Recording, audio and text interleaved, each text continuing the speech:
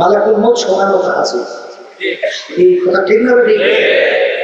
এই মুরাকাবা করলেই দেখবে আপনার দেহ একটু নরম হইবে। কি হইবে?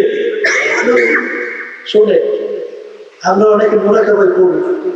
ওই একটা ঘটনা আছে না শিক্ষার জন্য, বাচ্চা এই পিসে হুজুর কাছে মুড়ি দিচ্ছে, আল্লাহ মুড়ি দিচ্ছে, এখন হুজুর সবক দিচ্ছে, বাবা মুড়ি তুমি শুন, তাহলে তোমার এই সবক আদায় করতে হবে। কি সবক? পরে দৈনিক সকাল সন্ধ্যায় বসে বসে 100 বার মৌতের জিকির করবা। কি জিকির? এখন আল্লাহর বান্দা হুজুরের কথা সম্মান রক্ষার জন্য স্বর্ণ দিয়ে তো শিল্পটা তৈরি করছে, বাসা মানুষ না। এখন সকাল সন্ধ্যায় বসে বসে জিকির করে আবার সন্ধ্যা সময় কয়বার। এবার জিকির টিকির করার পরে কোনো পরিবর্তন নেই। হুজুরের কাছে কাছে হুজুর মৃত্যু হইলে সবক হতে দেবে, আদায় হতে, কিন্তু পরিবর্তন তো নেই। বাবা কে তোমাকে সবক কিছু আদায় করো না? হুজুর করি কিভাবে আদায় করো? করে হুজুর আপনার কথা সম্মানার্থে আমি স্বর্ণ দিয়ে যাচ্ছি, ওটা তৈরি করিয়া সকাল সন্ধ্যায় বসে বসে 100 বার হুজুর বলতেছেন, বাজা তোমাকে আমি যেইভাবে মুহূর্তের জিকির করতে বলছি সরল, ওইভাবে হয় না। হুজুর তাহলে কিভাবে বলছে? বলতে আমি একবার যাই তোমাকে হাতে হাতে শিক্ষা দিয়ে আসলাম। বাসা তো আর সেই আসলে বসা হুজুর বয়স আইসে বলতেছেন, বাবা ওইটা কি যেখানে বসে আসো? তাহলে হুজুর রাজ বাবা ওখানে আমাকে একটু বসতে দেওয়া যায়? বলে হুজুর এখানে নিয়ে বসে বাদশা স্যার করে বসতে, যে বসবে সেই বাদশা। তোর বাবা আমাকে একটু বসতে দেওয়া যায় না?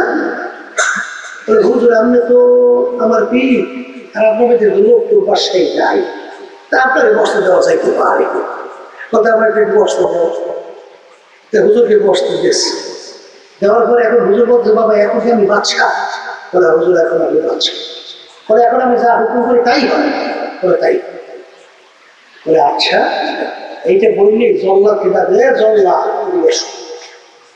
জল্লাদ হুকুম যেরকম হাজির। হুজুর বলতেছে জল্লাদকে বাদশাহরা ইঙ্গিত করে বল তাকে বান্ধব কতল করতে হবে। কি করতে হবে? যেই হুকুম তাই বান্ধে ফেলাইছে কতল করার জন্য। যেই বাঁধছে বাদশার ভিতরে থর করে কম্পন শুরু হয়ে বেউস হয়ে গেছে। কি হয়ে গেছে? এখন হুজুর বলতেছেন, হে জল্লাদ আমি কতলের হুকুম উঠেই গেলাম, তার কানে কানে বলো যে আপনার উপর থেকে কতলের হুকুম উঠে নেওয়া হয়েছে, আপনাকে কতল করা হবে না। অনেক সময় বলার পরে সে এখন আসে, অনেক সময় পরে বলে তুমি বলতেছ, বলে আপনাকে কতল করা হবে না, কতলের হুকুম উঠে নেওয়া হয়েছে। তো অনেক পর হুশ হয়ে বসছে, এখনো থরথর রিকাপ চায় নাই। বাদশা বলতেছে, বাবা ব্যাপার কি? আপনি এরকম হঠাৎ হঠাৎ করে কাঁপতে কাঁপতে বেউস হয়ে গেলেন? বলে হুজুর আমি তো বাদশা, আমি তো আইন জানি। যখন আপনি বলছেন জল্লাদকে বান্ধ কতল করতে হবে, তখন আমার একদিন হয়ে গেছে আমি দুনিয়াতে নাই। তাই যখন দুনিয়াতে নাই, এরপরে কি হয়েছে হুজুর বলতে হবে। তারপর হুজুর বলতেছেন, বাজার তোমাকে যে আমি দৈনিক 100 বার মৌতের জিকির করতে বলছি, এই 100 বারে সবেমাত্র একবার করছি। এইভাবে মৌতের স্মরণ করতে বলছি, খালি বসে বসে মৌত মৌত মৌত, এটা দিল নরম হয় না। কারণ আল্লাহ রাসূল সাল্লাল্লাহু আলাইহি ওয়াসাল্লাম বলেন, আলী মৃত্যুকে কত দূরে মনে করো? আল্লাহ রাসূল সাল্লাল্লাহু আলাইহি ওয়াসাল্লাম যখন নামাজের জন্য ওযু করতে যায়, তখন খেয়াল করি এই মনে আমার শেষ জীবনের ওযু, সামনে রক্তের জন্য শুধু তার নাও পাইতে, এইভাবে মনে করি। আল্লাহ রাসূল সাল্লাল্লাহু আলাইহি ওয়াসাল্লাম বলেন, আলী তুমি তো ভুল করছো। ওয়ালি মৌত তো এত দূরে না, এক নামাজ থেকে অন্য নামাজ আসতে মাঝখানে অনেক সময় ব্যবধান। তুমি এইভাবে খেয়াল করো নামাজের ডানে সালাম ফিরেছো, বাম দিকে ফিরেইতে পারো কিনা? এই ইরানের প্রেসিডেন্ট ইব্রাহিম রাইসি হেলিকপ্টার রয়েছে, কিছুক্ষণের মধ্যে আর যাইতে পারবে না, ফেরত বসে বুঝছিল। আজকে কি আছে গাড়িতে, তখন বলতেছিল যে এই পাশেই ট্রেনে নতুন বধূ, নতুন বউ নিয়া জামাই সহ গাড়িতে যাইতেছে, ট্রেনে এসে চাপা দিয়ে ফেলে 14 জন না কয়েকজন বেশ। সেদিনকে এই ঈশ্বর আগোচর ডাব খান বেরিয়েছে চালু করে, সেখানে এই মাইয়ে পড়ে গিয়া সব যাইতে আছে বা মা আইসে ট্রেনাকে চাপাতেছে, প্রায় সেখানে 8 জন না 7 জন শেষ, তাদের 13-14 মুহূর্তের মধ্যে শেষ। রওনা করছে, দেখি রাস্তার ভিতরে কি হয়েছে, তাহলে ওই সামনে অ্যাক্সিডেন্ট। এরপরে কিছুক্ষণ পর আমরা রওনা করে দেখি যে ওই যেই গাড়ির ভিতরে লোকজন ছিল, ওই যে টমটম নাকি কয়টা না, ওই ব্যাটারি গাড়ি অমুক সময় একেবারে মিশিয়া গাড়িও করতে পারে না, কাটতে রেখে মারতে পারে। কে কখন কোন সময় কিভাবে রওনা করবে কারো জানা আছে? এই যে বরগুনাগামী ঢাকা থেকে লঞ্চ আসছিল সদরঘাট থেকে, নদীর ভিতরে আগুন ধরে গেছে। এখন ছেলে বাপের কাছে মোবাইল করে, আব্বা দেখা হবে কিয়ামতের ময়দানে, সেই হয়ে গেছে। আর দেখা হয়েছে? আসলে আমরা মৌতের কথা ভুলে যাওয়ার কারণেই যত আমাদের থেকে অন্যায়, যত অবিচার, যত জুলুম, যত নির্যাতন আমাদের থেকে প্রকাশ করতেছে। কথা ঠিক কিনা? আমার ভাইদেরকে বলবো, পর্দারে মা বোনদেরকে বলবো, কি মনে করছেন মরণ কি লাগবে? আরেকটু আসতে লাগবে লাগবে। আচ্ছা, তাহলে মরণের পরে আর একটা জিন্দিগি আছে না নাই? এমন কোন জাতি দুনিয়াতে আছে যে জাতি পরকাল বিশ্বাস করে না? সব জাতিকে পরকাল বিশ্বাস করে। হিন্দুরা করে না, তাহলে পূজা আশ্রা করে। খ্রিস্টানরা করে না, তাহলে পূজা আশ্রা ওদের ধর্মীয় নিয়ম পালন করে কেন? হ্যাঁ, ইহুদিরা করে না, তাহলে ওদের ধর্মীয় নিয়ম মানে কেন? এরকম যত জাতি বিচারণ করে দুনিয়া সব তো পরকাল বিশ্বাস করে। আমরা মুসলমান, আমরা পরকাল বিশ্বাস করি না?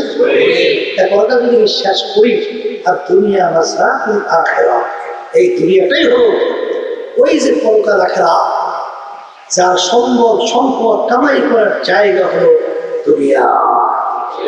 কোথায়? কোথায়? এই দুনিয়া থাকা অবস্থায় একবার আল্লাহকে আল্লাহ বলে ডাক দেবে, আমল নামার সঙ্গে সঙ্গে নেকি জমা হবে কি হবে না? আর দুনিয়া থেকে বিদায় দিয়ে কবরে যাওয়ার পরে শত শত বছর আল্লাহকে যদি ডাকে, কয়টা নাকি আমল নামা জমা হয়? আবার কম একটাও হবে। যদি নাই হয়, আমার বাজানদেরকে বলবো, মৌত কিন্তু কোনো সময় নির্ধারণ নাই, তারিখ নির্ধারণ নাই, কিন্তু একবার যদি কেউ দুনিয়া থেকে বিদায় নিয়ে কবর রওনা করে, দ্বিতীয়বার ফেরত আসা যায় না।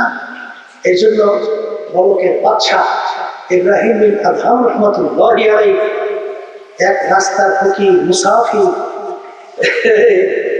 বাদশার সামনে যে সালাম দিয়েছে, আসসালামু আলাইকুম ওয়া রাহমাতুল্লাহ, বাদশা সালামের জবাব দিয়েছে। সালামের জবাবের পরে এখন মুসাফির বলতেছে, বাদশা আপনার এই মুসাফির খানায় আমি একটু থাকতেছি। বাদশা খুব বলতে গেলে মাথার রক্ত পানি উঠে গেছে। এই তুই কি বললি? এইটা আমার রাজ সিংহাসন, তুই এইটাকে মুসাফির খানা বানাইছ? তুই তো আমার ইজ্জত মারছ।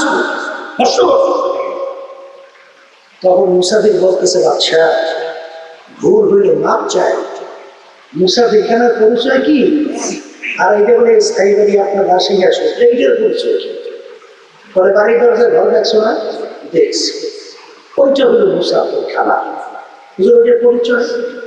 পরে রাস্তায় পথিক চলতেছে, এই সন্ধ্যা হয়ে গেছে, রাত্র হয়ে গেছে, অস্থায়ী ভাবে রাত্রে যাপন করছে। আবার পরদিন ভোরে উঠে তার গন্তব্যের দিকে চলে গেছে। অস্থায়ীভাবে আসে আর চায়, একে বলে কি? আর হুজুর স্থায়ী বাড়ি করে যেখানে সব সময়ের জন্য মানুষ বসবাস করে, সব সময়ের জন্য মানুষ বসবাস করে। তখন মুসাফির বলে হুজুর পরিচয় পাইছি। তাহলে আপনি মনে হয় দুনিয়া সৃষ্টির পর থেকে এই বাড়িতেই আছে। বাদশাহ বলতেছে হে বোকা, বলিস কি? হ্যাঁ, দুনিয়া সৃষ্টির পর থেকে আমি আছি মানে? আমার আগে ছিল আমার আব্বা। বলে হুজুর আপনার আব্বা কোথায়? বলে সে তো কবরে চলে গেছে। বলে হুজুর সে আসবে না? বলে পাগল মুসাফির, একবার দুনিয়াতে মানুষ বিদায় নিয়ে কবরে গেল আর কোনোদিন আসে না। বলে হুজুর আপনার আব্বার আগে দাদা, সে কোথায়? সেও কবরে। বলে সেও কি আসবে না? না, সেও আসবে। তখন বলতেছে বাচ্চা আপনি মনে হয় চিরজীবন থাকবে। বলে না রে পাগল,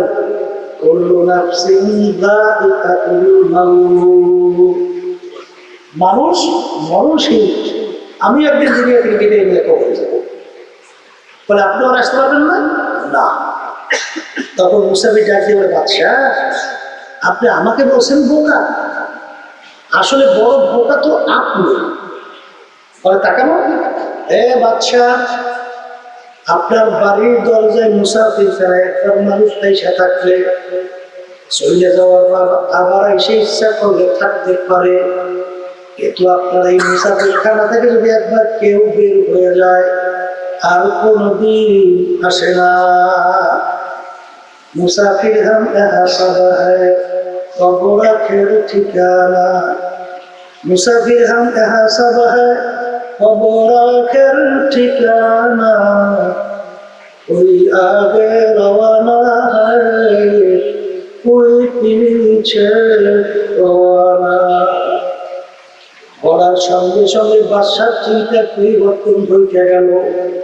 আমি এই বাদশাহী দিয়ে কি করব? আমি এই সম্পদ দিয়ে আমি কি করব? আমি এই সম্মান দিয়ে কি করব? আমি এই সিংহাসন দিয়ে কি করব? এ তো দেখতে না দেখতে শেষ হয়ে গেল।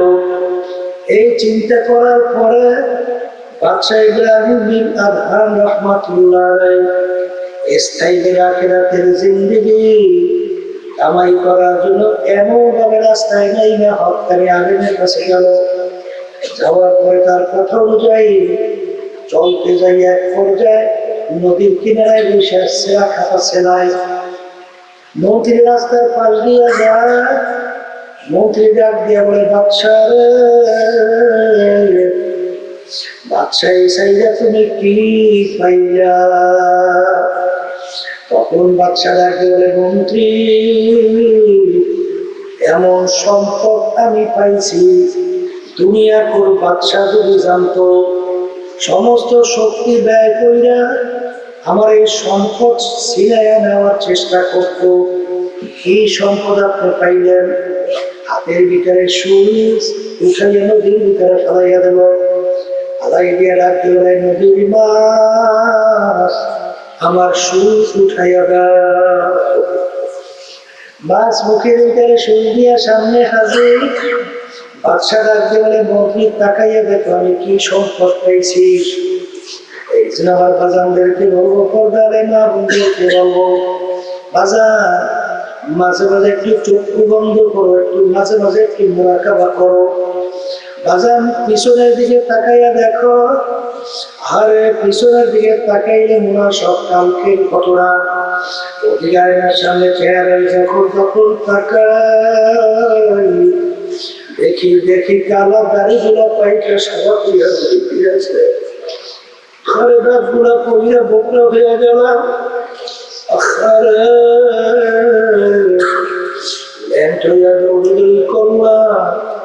অনেক সময় বেশি ডুবাইলে মুরব্বীরা লাঠি না দৌড়াইত, ও বেশি ডুবাইলে জ্বর আসবে।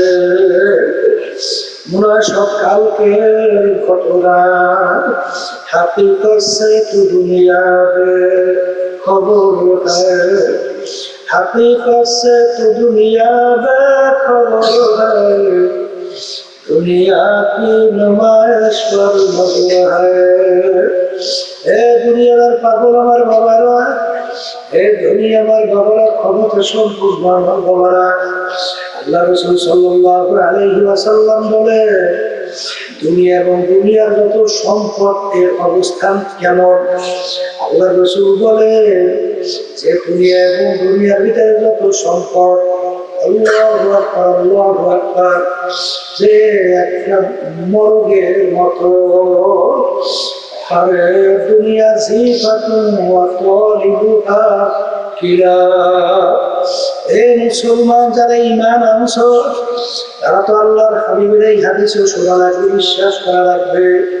আল্লাহ রাসূল সাল্লাল্লাহু আলাইহি ওয়াসাল্লাম বলে, আর দুনিয়া জিফাতুন ওয়া তালিবুহা কিলা।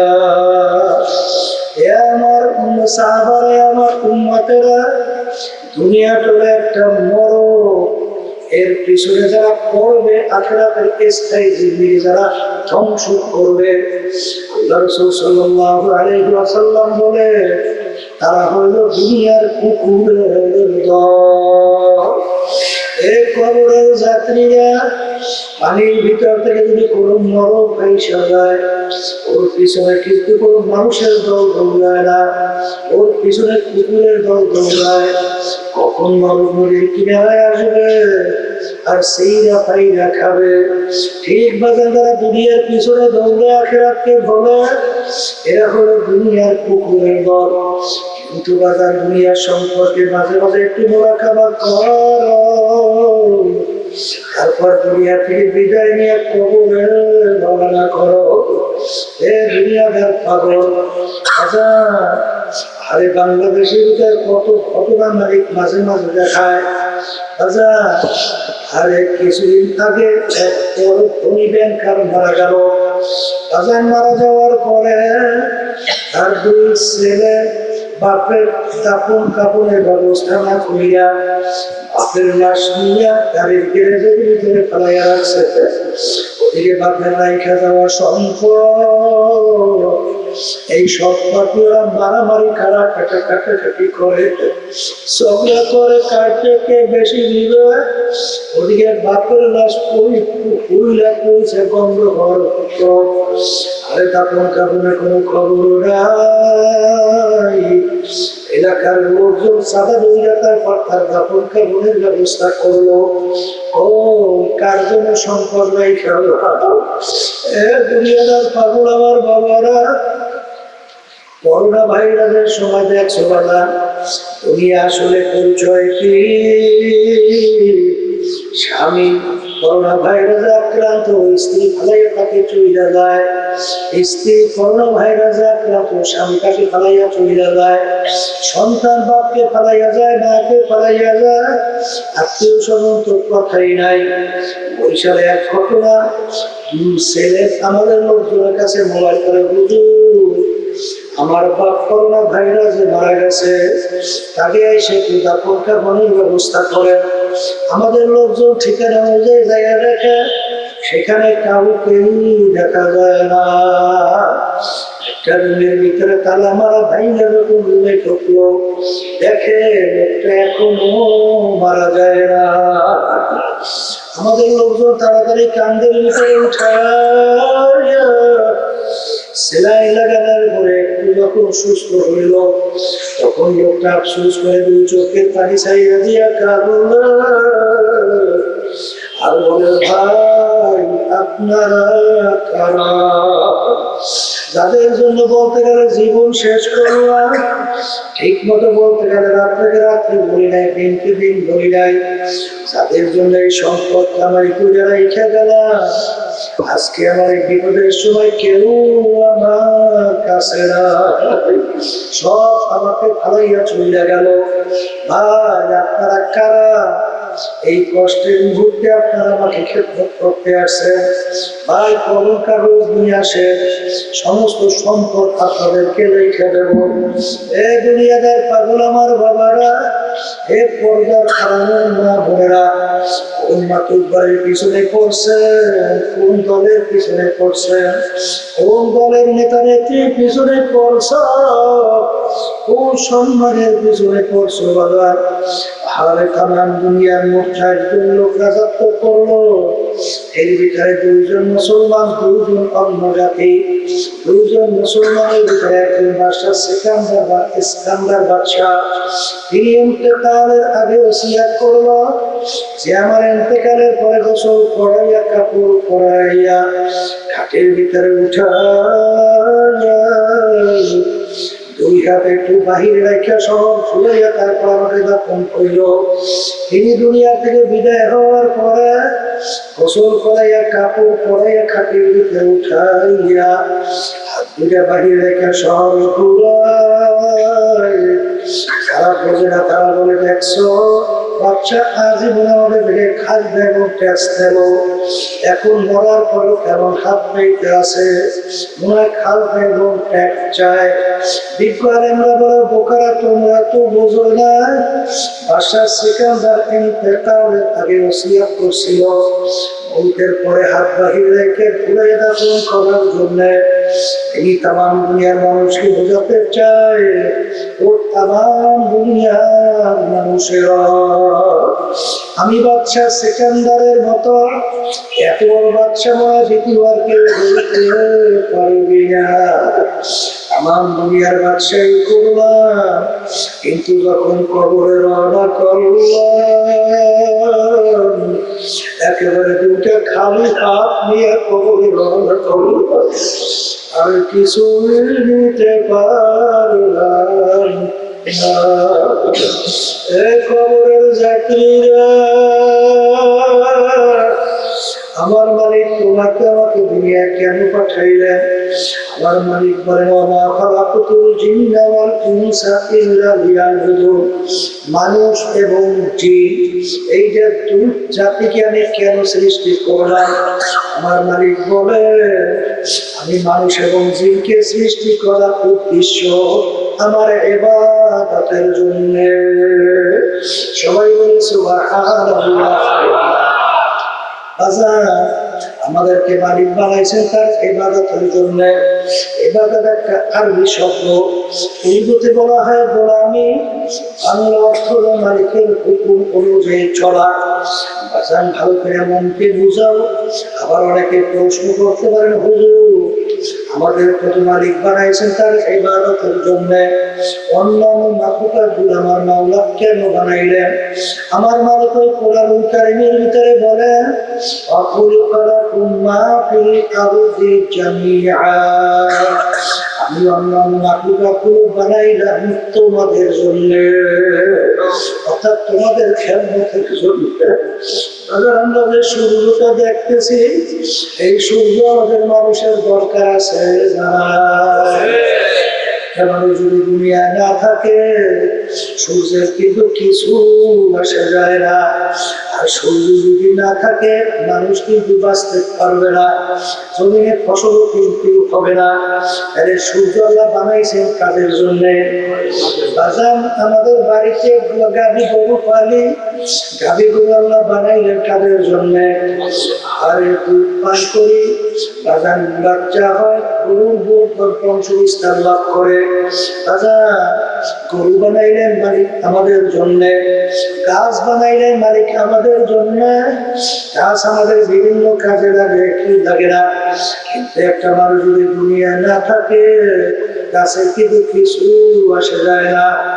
এক কথায় মাছ বানাইলেন আমাদের জন্য, সব কিছু মালিক বানাইলেন আমাদের জন্য, আমাদেরকে বানাইছেন আমার মালিক তার ইবাদতের জন্য। আর ইবাদত শব্দের অর্থ মালিকের হুকুম অনুযায়ী চলা। আমার বাজারদেরকে বলবো, পর্দারে মা বোনদেরকে বলবো, আমার মালিক কেমন জানি তোমার আমার দিকে তাকায়। আমার মালিক ডাক দিয়া বলে, ইন্নাল ইনসানা লিরাব্বিহি লাকানুদ, মানুষ বড় এবং খারাপ। আমি তো বিচার চাইয়া চাইয়া দেখি হাকিমুল উম্মাত আশরাফ আলী থানভী রাহমাতুল্লাহ আলাইহি একদিন বয়ান করতে করতে হঠাৎ বইলা তাহলে ওরে মানুষ, আমি মনে হয় একটা কুকুরের চেয়েও খারাপ হইয়া গেল। লোকেরা বলে হুজুর আপনি কুকুরের চেয়ে কিভাবে খারাপ হইলেন? বলে আমরা অনেকে বাড়িতে কুকুর পালি, কুকুরকে আমরা কোনো ভালো জিনিসের ভাগ দেই না। আমরা গোস্ত খাই, হাড্ডি বাইরে পালাই, মাছ খাইয়া হাড্ডি বাইরে পালাই, কাটা বাইরে পালাই। ওই হাড্ডি কাটা খাইয়া কুকুর তার জীবনকে বাঁচায়। কিন্তু তাকাইয়া দেখো মালিক যখন রাত্রে ঘুমায়, কুকুর কিন্তু ঘুমায় না। সারা রাত কুকুর মালিকের বাড়ি পাহারা দেয়, মালিকের যেন কোনো ক্ষতি না হয়। একবার ভোরবেলা কুকুরের চোখ লাল হইয়া যায়, ওই সময় যদি মালিক কুকুরকে মারে, উচিত ছিল কুকুর মালিককে কামড় দেওয়া। ওরে নেমু খারাপ, আমি তো কোনো ভালো জিনিসের ভাগ নেই নাই, ওই হাত দিকে বাহিরে ফেলাইলে ওইটা খাই আমার জীবনকে বাঁচাইলাম, ওর বাড়ি ঘরে পরিষ্কার করলাম, আর তুই সারা রাত একটাই না ঘুমাইলে। আমি কুকুর কিন্তু ঘুমাইতে পারি নাই, আমি কুকুর সারা রাত তোর বাড়ি পাহারা দিলাম, কেন তোর যেন কোনো ক্ষতি না হয়। আশাবাড়ি হাকিমুল উম্মাহ থানভী রহমাতুল্লাহি আলাইহি বলেন, ওরে মানুষ কুকুর তো উচিত ছিল মালিককে কামড় দেওয়া, কিন্তু মালিককে কামড় না দিয়া রেশটাকে পেটের নিচে ঢুকাইয়া কাল দুটো একটু নিচের দিকে নামাইয়া চোখের একটু বুঝু বুঝু মালিকের দিকে করুণ দৃষ্টিতে তাকাইয়া ঘেউ ঘেউ কইরা ডাকে। মুনাজুর কুকুর বলে মালিক, ও আমার মালিক, তুমি আমাকে মাইরো না, তুমি আমাকে মাফ কইরা দাও। আশাবাড়ি হাকিমুল উম্মাহ থানভী রহমাতুল্লাহি আলাইহি বলে, ওরে মানুষ কুকুরটাও মালিক চিনল, আর তুমি আর আমি মানুষ হইয়া আমার মালিককে চিনলাম না। ইন্নাল ইনসানা লিরাব্বিহি লাকানুন, মানুষ বড় খারাপ। এ কপাল পোড়া, আমার মালিক কেন জানি তোমার আমার দিকে তাকাইয়া তাকাইয়া বলে, এই আব্দুল কারিম এর যাও করে এ রহিমা খাতুন, তোর বিচার আমি চাইয়া চাইয়া দেখি, আরে গরু বানাইলাম তোর জন্য, তুই গাভী গরুটাকে রাত্রে এক জায়গায় রাখলি, বাচ্চাটাকে নিয়ে আর এক জায়গায় বাইন্ধা রাখছো। আরে ছোট বাচ্চা রাত্রে গলা শুকাইয়া যায়, বাচ্চা আম্বা আম্বা কইয়া ডাকে। বাচ্চা বলতেছে মা গো আমার গলা শুকাইয়া যায়, আমাকে একটু দুধ দেয়, গলা ভিজাবো। গরু কেমন জানি উত্তর দেয়, বাচ্চা আমার মালিক তোকে আমাকে বানাইছে তার বন্ধা বান্দির জন্য, বন্ধা বান্দি বলবেলা আমার বান্দার থেকে দুধ দোয়াইয়া নিয়ে যাবে, বাকি যত থাকবে খাইয়া তুই মালিকের শুকরিয়া আদায় করবি। আমার মালিক ডাক দিয়া বলে, ওরে নেমু খারামের দলরা, আমি ওই বাচ্চাটাকে দুধ না খাওয়াইয়া তোকে আমি খাওয়াইলাম, আরে তোর বিচার আমি চাইয়া চাইয়া দেখি, আরে গরুটা এখন বাচ্চাও দেয় না, দুধও দেয় না। ওই গরুটাকে শোয়াইয়া সুবিধার কইরা ওই গরুটাকে জবাই করলি, চামড়া কইরা গোস্ত পাক কইরা নিজে আত্মীয় স্বজন নিয়ে খাইলি। খাওয়ার বান্দা বান্দি আমি তোর জন্যই বানাইছি, আম গাছ লাগাইলি আম খাওয়ার জন্য, আম গাছে এখন আর আম দেয় না। আমি তোর বিচার চাইয়া চাইয়া দেখি আম গাছটাকে কাটলে তক্তা তৈরি করলে বাকি অংশ লাকড়ি তৈরি করে আগুন জ্বালাইয়া ভাত তরকারি পাক করিয়া খাইলি। খা বন্দাবাদে আমি তোর জন্যই বানাইছি। আরে তোকে আমি বানাইছিলাম আমার ইবাদতের জন্য। আমি তোর বিচার চাইয়া চাইয়া দেখি ফজরের সময় মুয়াজ্জিন আমার পক্ষ থেকে তোকে যখন দাওয়াত দেয় আসসালাতু খায়রুম মিনান নাওম, ঘুম থেকে নামাজ ভালো। আমি তোর বিচার চাইয়া চাইয়া দেখি তুই রাতটাই না ঘুমাও। তোকে আমার নামাজে মসজিদে পাই নাই, জোহর রাখছি তোকে আমি পাই নাই, আসর রাখছি তোকে আমি পাই নাই, মাগরিবও পাই নাই, এশাও পাই নাই। রমজানের রোজা রাখার জন্য বলছি তুই রাখো নাই। ধনী হইলে হজ জাকাত আদায় করতে বলছি তুই হজ জাকাত আদায় করো নাই। তোকে পর্দা করতে বলছি, যাদের সঙ্গে দেখা দেওয়া জায়েজ নাই তাদের সঙ্গে দেখা দিতে তোকে আমি নিষেধ করছি, কিন্তু তোকে আমি পর্দায় পাই নাই। হারাম হালাল তমিজ কইরা পার্থক্য কইরা চলতে খাইতে বলছি, তুই যা পাইছো তাই খাইছ। হারাম হালাল তমিজ পার্থক্য কইরা তুই খাও নাই, চল নাই। তোকে বলছিলাম আমার রাসূলের অনুসরণ করার জন্য, তুই আমার রাসূলের অনুসরণ তুই করো নাই। এক কথায় তোকে আমার ইবাদতে পাই নাই। এখন তোর বিচার তুই কর, তোকে আমি কোন কাজে লাগাবো। আরে তোকে জন্ম মানুষ জবাই করিয়া খাবে তাও তো আমি জায়েজ রাখলাম না। এখন তোকে আমি কোন কাজে লাগাবো? আমার একটা কাজ আছে, আমার একটা চুলা আছে, ওই চুলার নাম হলো জাহান্নাম। আপনি আমাকে আমাদের সবাইকে মাফ করিয়া দিন। আল্লাহ রাব্বুল আলামিন বলেন ওয়াকুদুহান নাস ওয়াল হিজারা উইদ্দাত লিল কাফিরিন। ওই জাহান্নামের আগুন জ্বালাবো মানুষ এবং পাথর দ্বারা। তোর মতো নাফরমানের জাহান্নামের আগুন জ্বালাইতে তোর মতো নাফরমানের হাজারি লাগবে। এই জন্য আমার বাজানদেরকে বলবো, পর্দারে বাজানদেরকে বলবো, আসলে বাজান তোমার আমার ইমানের অবস্থা কেমন? ওদিকে দেখো তাকাইয়া হাজরত মুসা আলাইহিস সালাম রওনা করলো আল্লাহর সঙ্গে দেখা করার জন্য। ওদের পাশে দেখে একটা পাথর যার যার কাঁদতে আছে, কাঁদতে কাঁদতে পাথর নহর জারি করিয়া দিছে। মুসা আলাইহিস সালাম বলে, পাথর তুমি কেন কান্দো? পাথর বলে, হে জামানার নবী মুসা, আপনি কোথায় রওনা করছেন? আমার মালিকের সঙ্গে দেখা করার জন্য রওনা করছে।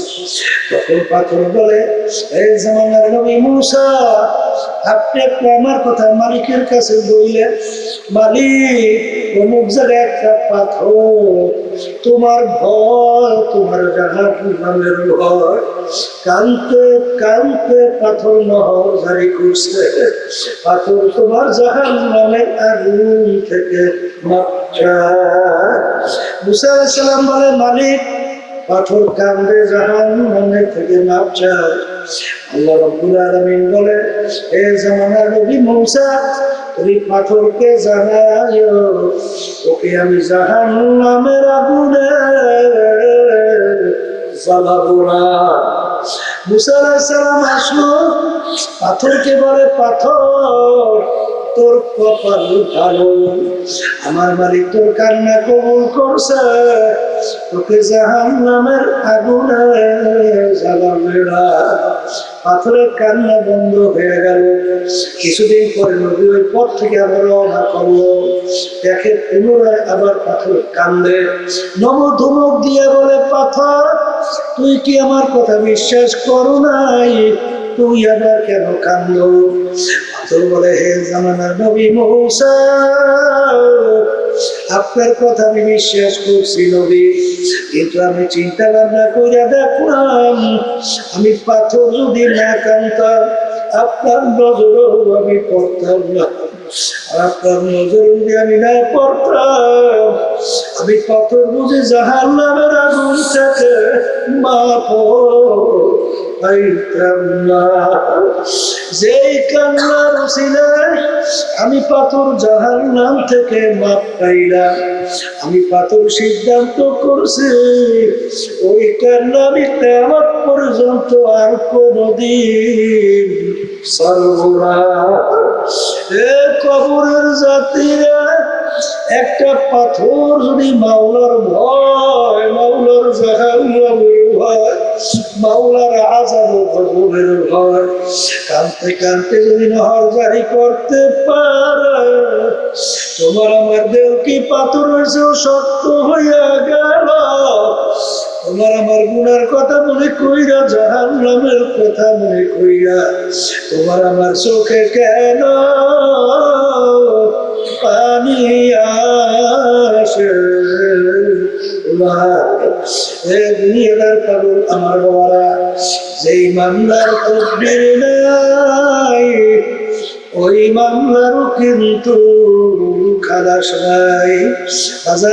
সাহাবায়ে কেরামদের ইতিহাস পড়িয়া দেখো, আল্লাহর ওদের ইতিহাস পড়িয়া দেখো। ওমর ফারুক রাদিয়াল্লাহু তাআলা আনহু অর্ধেক দুনিয়ার রাজত্ব করলেন, বাংলাদেশের মতো প্রায় 200 দেশের রাজা। তার ইতিহাস পড়লে দেখবেন তিনি মাওলার ভয়, মাওলার জাহান্নামের ভয়, আমার মালিকের আযাব ও গজবের ভয়। কাঁদতে কাঁদতে গালের ভিতরে 2টা দাগ পড়ে গেছিল। লোকেরা বলে আমি কৌশল লাগান, দাগ ভালো হইয়া যাবে। তিনি বলবো আমার সাথীরা, আমার মালিক যখন কিয়ামতের ময়দানে জিজ্ঞাসা করবে, আমার দরবারে কি আমল নিয়ে আসছো? চিন্তা করিয়া দেখলেন আমলে ত্রুটি কোনো শেষ নাই।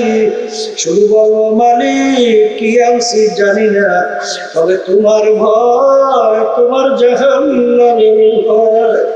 কাঁদতে কাঁদতে গালে 2টা দাগ পড়াইয়া নিয়ে আসছি। দুনিয়াদার পাগল, সাহাবায়ে কেরামের ইতিহাস পড়িয়া দেখো, আল্লাহর হাবিবের ইতিহাস পড়িয়া দেখো। তার অল্প বয়সে দাড়ি মোবারক পাইকা গেল। আল্লাহ রাসূল সাল্লাল্লাহু আলাইহি ওয়াসাল্লামের অল্প বয়সে পিঠ মোবারক গুজা হইয়া গেল। সাহাবায়ে কেরাম বলে, আল্লাহর রাসূল এত অল্প বয়সে আপনার পিঠ মোবারক কেন গুজা হইয়া গেল? আপনার দাড়ি মোবারক কেন পাইকা গেল? আল্লাহ রাসূল বলে, কোরআনুল কারীমের মধ্যে আল্লাহ রাব্বুল আলামিন আরে নাফরমানের ব্যাপারে বেনমাজি, হারামখোর, সুদখোর, ঘুষখোর, আরে মিথ্যাচার করুন না, জুলুম যারা করুন না, আরে বেপরদায় চলুন না, সুন্নাত তরিকা না চলুন না, ওদের ব্যাপারে আমার মালিক যে আযাব ও গজবের ঘোষণা করছে, ওই এক সেকেন্ডে আযাব সহ্য করার শক্তি দুনিয়ার কোন মানুষের নাই। আমার উম্মত কিভাবে ওই জাহান্নামের আগুনে জ্বলবে, এই চিন্তা চিন্তা আমি রাসূলের দাড়ি পাইকা গেল, আমার পিঠ পর্যন্ত গুজা হইয়া গেল। ও আমার সাহাবারা, আমি সৌজা দেখে তোমরা তো তা দেখো না, আমি যা জানি তোমরা তো তা জানো না, আমি যা শুনি তোমরা তো তা শোনো না। আরে আল্লাহর হাবিব অল্প বয়সে তার দাড়ি পাইকে গেল, পিঠ মোবারক গুজা হয়ে গেল। তার নিজের চিন্তা না, তার উম্মতের চিন্তা। এই যে আমার বাজানদেরকে বলবো, ওসমান গনি রাদিয়াল্লাহু তাআলা আনহু বাংলাদেশের মতো প্রায় 350 দেশের রাজত্ব করলেন। তার ইতিহাস পড়লে দেখবে, অনেক সময় খবর দেখলে এমন ভাবে অজরে কান্না শুরু করতেন, কাঁদতে কাঁদতে অনেক সময় দাঁড়ানো অবস্থায় ঠাস করে বসে পড়ত। লোকেরা বলে, হুজুর কবর দেখলে এরকম কেন আপনি অস্থির হইয়া যান? তিনি বলবো আমার সাথীরা, আখিরাতের যে কয়টা ঘাটি, তার প্রথম নম্বর ঘাটি হইল কবর। এই কবরে যার সঙ্গে ভালো ব্যবহার হবে, সামনের ঘাটিতেও ভালো ব্যবহারের আশা করা যায়। এই জন্য আমি কবর দেখলে সহ্য করতে পারি না। এ দুনিয়াদার পাগল, দুনিয়ার যে কোনো কাজের ভিতরে চেষ্টা করবি না করলে ওই কাজে ভালো ফলাফলের আশা করা যায় না। আখিরাতের ব্যাপারে দুনিয়া থাকা অবস্থায় যদি তকবীর চেষ্টা না করো, ওই আখিরাতের ব্যাপারেও ভালো ফলাফলের আশা করা যায় না। এই জন্য আমার বাজানদেরকে বলবো, পর্দারে মা বোন যারা শুনতেছে, বাজান আল্লাহর নবীর ইতিহাস পড়লে দেখবেন আমার বাবা রহমাতুল্লাহ আলাইহি তার কথা শুনছিলাম। ইন্তেকালের আগে আগে চোখের উপরে বসে পাশে কবরস্থান, তাকাইয়া তাকাইয়া দুই চোখ দিয়া বাইয়া বাইয়া টক টক করিয়া পানি পড়ে, আর মালিকের দিকে ফিরা করুণ সুরে ডাক দেয়, আর করুণ সুরে ডাক দিয়া বলে, ওরে আমার মাওলারা, তুমি যদি আমাকে মাফ নাই করো, এ আমার মালিক, ওই অন্ধকার কবরে আমি একা কেমনে থাকবো? আমার মালিক, যেই কবরে বাতি নাই, যেই কবরে সাথী নাই, যেই কবরে বিছানা নাই, যেই কবরে বালিশ নাই, ওই কবরে তুমি আপন না, ওই কবরে আমি একা কেমনে থাকবো? যাদের জীবনটা মাওলার রাস্তায় কাটাইয়া দিল, তবু মন মানে না, কিভাবে অন্ধকার কবরে একা থাকবে? এ দুনিয়াদার পাগল, বরফির আব্দুল কাদের জিলানী রহমাতুল্লাহ আলাইহি একদিন মাওলার ঘরে শুনে মাথার টাকায়, আর মাওলার দিকে ফিরা ফিরা দুই চোখের পানি ফালাইয়া কান্দে আর বলে, আমার মালিক, আপনি যদি আমাকে মাফ নাই করেন, কিয়ামতের ময়দানে আমাকে অন্ধ করিয়া উঠাইয়া, আমার মালিক, দুনিয়ার মানুষ আমাকে বড় বিশ্বাস দুনিয়া ডাকছে, কিয়ামতের ময়দানে জাহান্নামের শিকল হাতে পায় না, একটু আযাব, অন্যদিকে শাস্তি আর লজ্জা। মানুষ তাকাইয়া তাকাইয়া বলবে, দেখো যাকে আমরা বড় বিশ্বাস করছি, দেখো তার হাতের ভিতরে জাহান্নামের শিকল লাগিয়ে গেছে। আমার মালিক, তুমি আমাকে অন্ধ করিয়া উঠাইও। এ দুনিয়াদার পাগল, আল্লাহ আমাদের এই তরিকার মুক্তি রশিদ আহমদ গঙ্গোপাধ্যায় রহমাতুল্লাহ আলাইহি, যার উপাধি ছিল কুতুবুল আলম, তার 1 লক্ষের মতো হাদিস শুধু তার মুখস্থ হয়েছিল। যার উপাধি ছিল জামানার আবু হানিফা, এত বড় বড় পণ্ডিত, এত বড় বিজ্ঞ আলেম, তার ইতিহাস পড়লে দেখবে বুড়া বয়সে কাঁদতে কাঁদতে চোখ দুটা অন্ধ হইয়া গেছিল। লোকেরা বলে, হুজুর অপারেশন করলে চোখ ভালো হইয়া যাবে। তিনি বলবো, আমার সাথীরা, আরে আমার অপারেশন করলে নামাজ কাজা হইতে পারে, নামাজ কাজা করে ওই চোখ আমার লাগবে না। এক ডাক্তার এসে বলে, হুজুর এশারের নামাজ আদায় করার পরে চোখ অপারেশন করবো, ফজরের নামাজ জামাতে পড়তে পারবে। তখন তিনি আফসোস করে কান্দেন আর আমার সাথীরা, কিয়ামতের ময়দানে আমার মাওলার সামনে বলবো, হাদিসের ভিতরে আসছে অন্ধের কাছে আমার মালিক কোনো প্রশ্ন করবে না।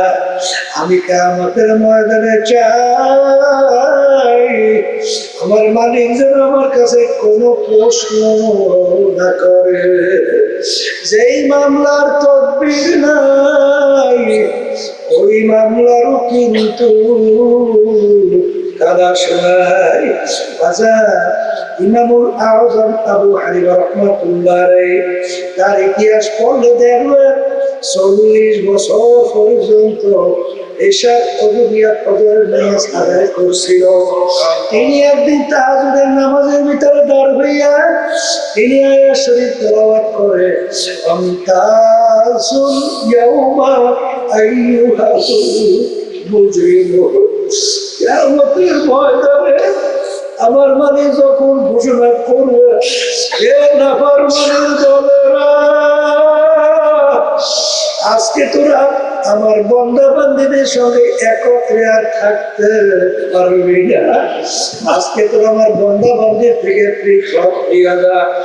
আবু হানিফা রাহমাতুল্লাহ আলাইহি তার ভিতরে এমন ভয় এসে গেল, কিয়ামতের ময়দানে আমার মালিক যখন ঘোষণা করবেন এ নাফরমানের দলেরা আমার বান্দা বান্দীর থেকে পৃথক হইয়া যা, তখন আমি আবু হানিফা যদি কিয়ামতের ময়দানে যদি নাফরমানের কাতারের ভিতরে পড়িয়া যায় তখন আমার কি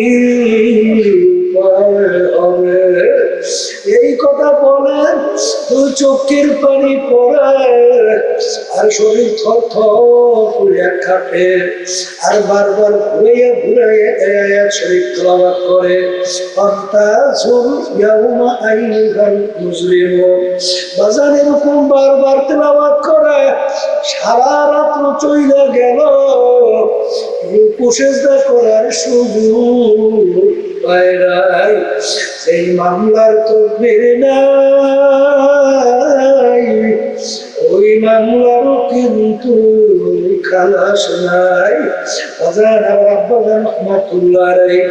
অনেক সময় ফজরের সময় অন্ধকারে নামাজ পড়তে রওনা করতেন, হঠাৎ জোরে চিল্লাইয়া কাইদা করতেন, দরজা খুলে তাকাইয়া দেখা গেল আব্বা জান রাহমাতুল্লাহ আলাইহি সিঁড়ি দিয়া নামে আর গুড়গুড় গুড়গুড় করে কাঁদে। যাদের জীবনটা আমার মাওলার রাস্তায় কাটাইয়া দিল তবু মন মানে না, কিভাবে অন্ধকার কবরে একা থাকবে? যেই মামলার তকদির নাই ওই মামলারও কিন্তু খালাস নাই। এ কবরের যাত্রীরা বাজার ও দুনিয়ার পিছনে করছো, গুনার পর গুনাহ কইরা যাইতেছে, একদিন একটু শরীরের চামড়াও কাঁপলো না, একটু করপটা একটু বিচলিত হইল না, চোখে চোখ পানি এসে আফসোস তৈরি হইল না। ওইদিকে বাজার আলোচনা করলে দেখবে আল্লাহু আল্লাহ। খাদিজাতুল কুবরা রাদিয়াল্লাহু তাআলা আনহা একদিন ভোরে বসে কান্দে। আরে ফাতেমা রাদিয়াল্লাহু তাআলা আনহা বলেন আল্লাহর নবীকে আব্বাজান আম্মা কান্দে। আল্লাহর হাবিব এসে দেখে খাদিজাতুল কুবরা রাদিয়াল্লাহু তাআলা আনহা কান্দে। আল্লাহর হাবিব বলেন খাদিজা রে তুমি কেন কান্দো? খাদিজা তুমি কান্না থামাও। খাদিজা রাদিয়াল্লাহু তাআলা আনহা বলে হে আল্লাহর রাসূল আমি চিন্তা ভাবনা করিয়া দেখলাম আমি খাদিজা যদি কোনো বিপদে পড়িয়া যাই আমাকে উদ্ধার করার জন্য সবাই দৌড়ে আসে উদ্ধার বিপদ থেকে করে, কিন্তু আমি খাদিজা চিন্তা ভাবনা করিয়া দেখলাম আমি যদি কবরে বিপদে পড়িয়া যাই ওই কবরে তো আমার কেউ নাই, ওই কবরের বিপদ থেকে আমাকে কে উদ্ধার করবে? এই চিন্তা আমি কাঁদে আমার কবরে কি উপায় হবে?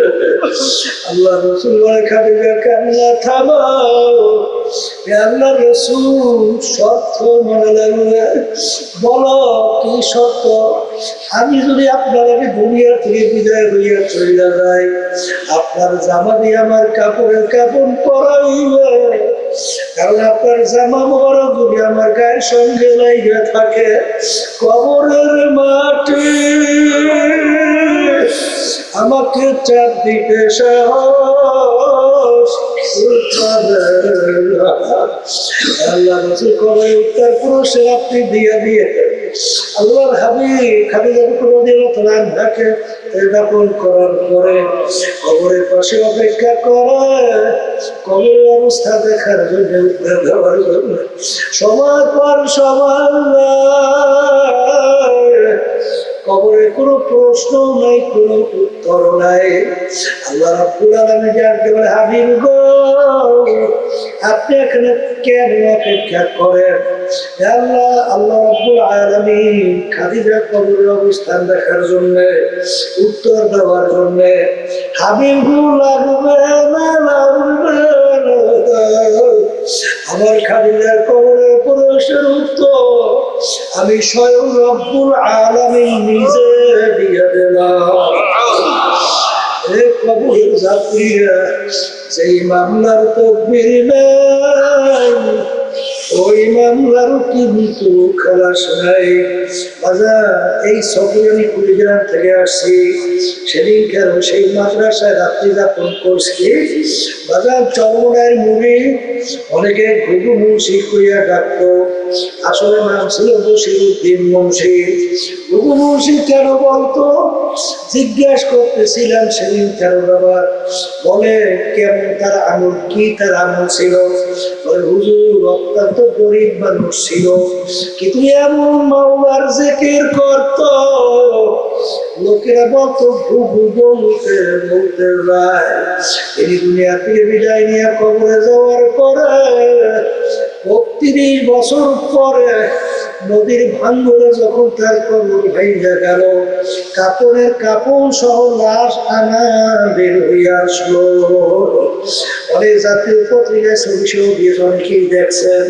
সেদিনকার আমি সব কবর সালাম দিয়া জিয়ারত করে আসছি।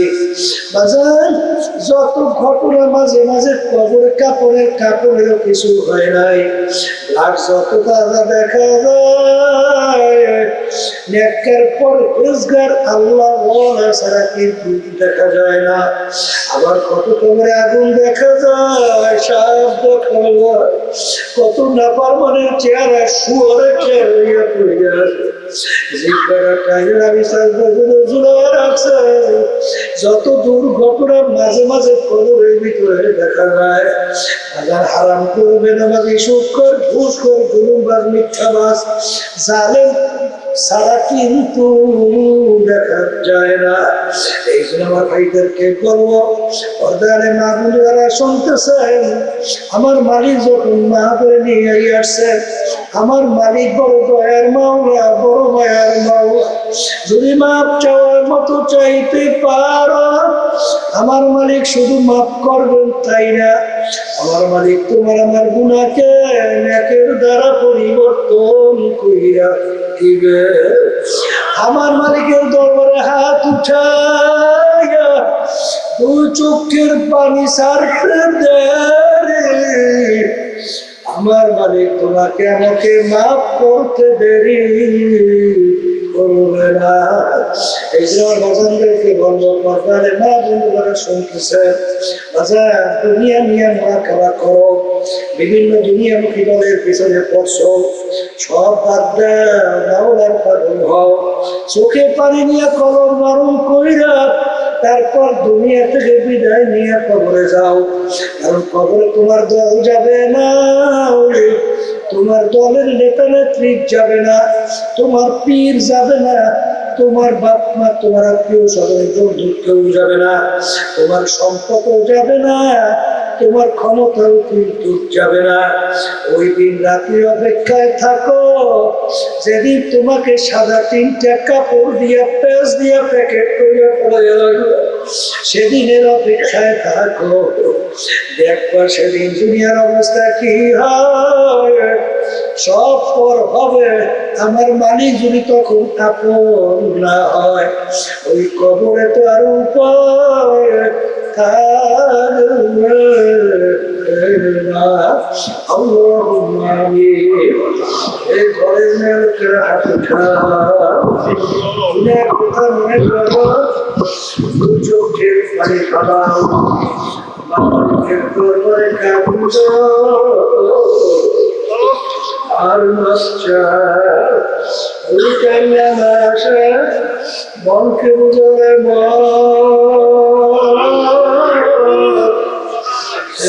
ঘরের দরজা বিরানো কত মেয়ে শরবত খাওয়ার কত মেয়ে বাতাস করো আবার এমন একটা দিন আসবে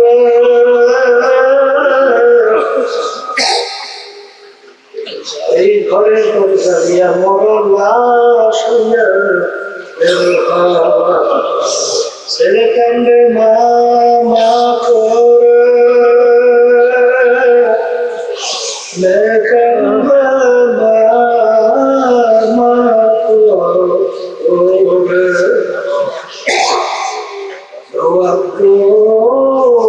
আর দিবা না আল্লাহ পেটে মাঠে দিকে চাইয়া দেখে আপনার বন্ধুরা কিভাবে কাঁদবে ছেলেও মরে নাই মেয়েও মরে নাই না করে বসি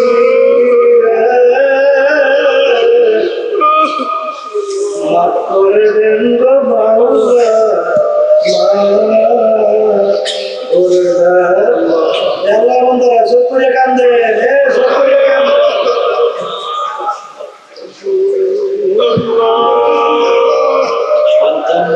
চোখে পানি আসে সম্পদ নষ্ট হয়ে গেলে চোখের ভিতরে পানি আসে তোমার আমার গুণার কারণে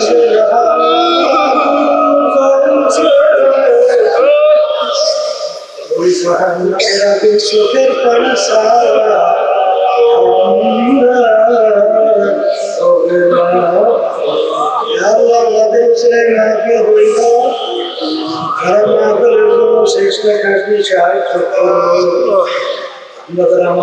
উপস্থিত হয়ে গেল আমাদের সবাই উপরে খাস মেহেরবানি নজর করে আল্লাহ হেদায়েতের জরিয়া আপনি আমাদের কলেজের ভিতরে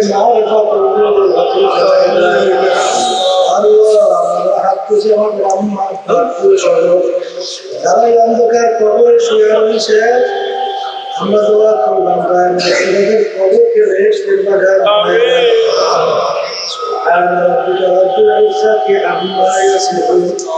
سلام على المرسلين والحمد لله رب العالمين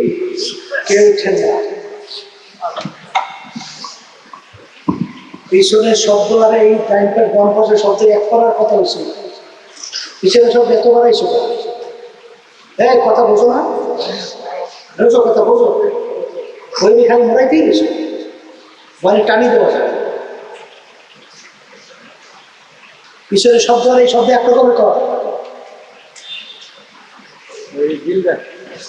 একজন আর একজনের গায়ের সঙ্গে হাত লাগানো এত কমাইছো খাবার দুটো শব্দ এক রকমের করো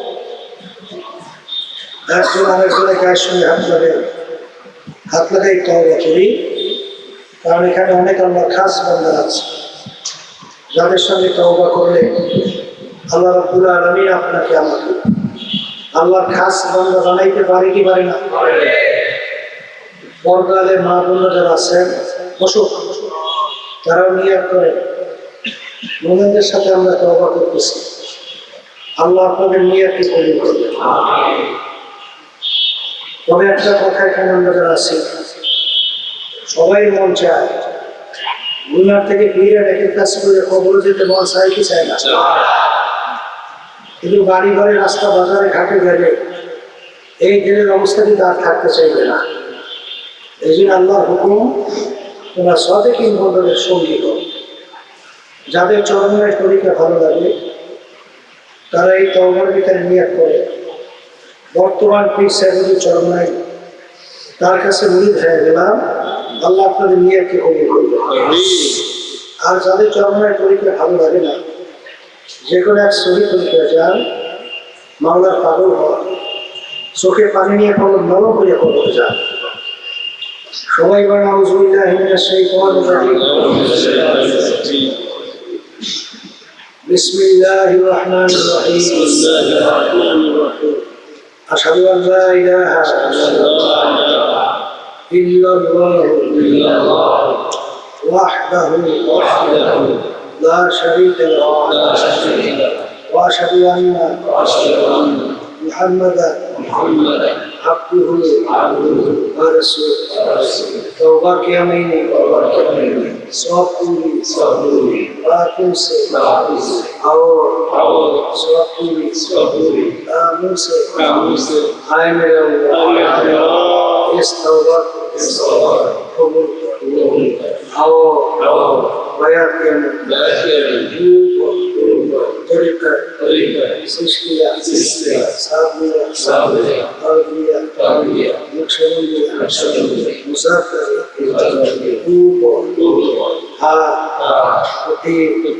سيد محمد نظام الطريق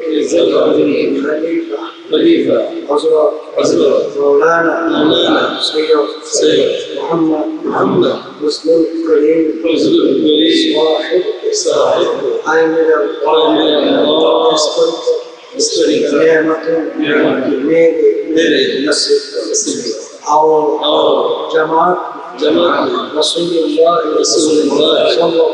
सल्लल्लाहु अलैहि वसल्लम मेरे आमीन। শুনে আল্লাহ মুসিবতের জন্য দোয়া করে ওঠেন। এত লোক পাইবেন আবার দোয়া করবেন, বহু দূরের কথা। ওটা বিশৃঙ্খলা হয়, কয়েকটা কথা শুনলে দোয়া করে ওঠেন। দোয়ার আগে কয়েকটা কথা ডাক্তারের কাছে গেলেই হয়।